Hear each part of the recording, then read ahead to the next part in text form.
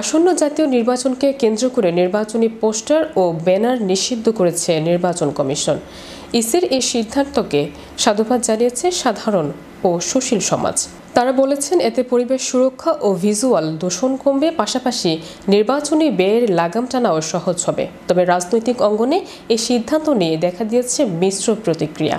অনেক রাজনৈতিক নেতারা এই নিষেধাজ্ঞাকে গণতান্ত্রিক প্রচারের প্রতিবন্ধকতা হিসেবে দেখছেন, আবার কেউ কেউ একে স্বচ্ছ নির্বাচন ব্যবস্থার অংশ হিসেবে ইতিবাচকভাবে গ্রহণ করছেন।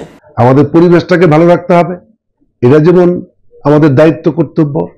আবার একজন প্রার্থী হিসাবে প্রত্যেকটা ভোটারের কাছে যাতে আমার প্রচারণাটা গিয়ে পৌঁছে, সেটাও কিন্তু আমাকে খেয়াল রাখতে হবে।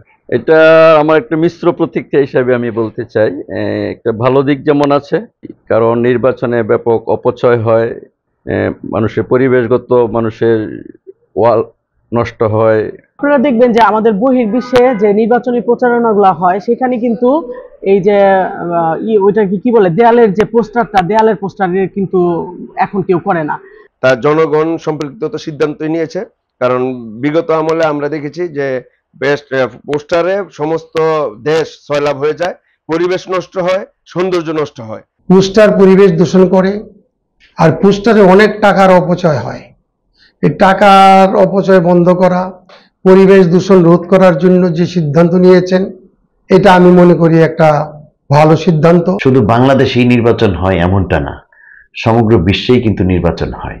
এবং আমরা সবসময় আলোচনার মধ্য থেকে দেখি উন্নত রাষ্ট্রের সাথে আমাদের নিজের দেশটাকে আমরা তুলনা করে থাকি।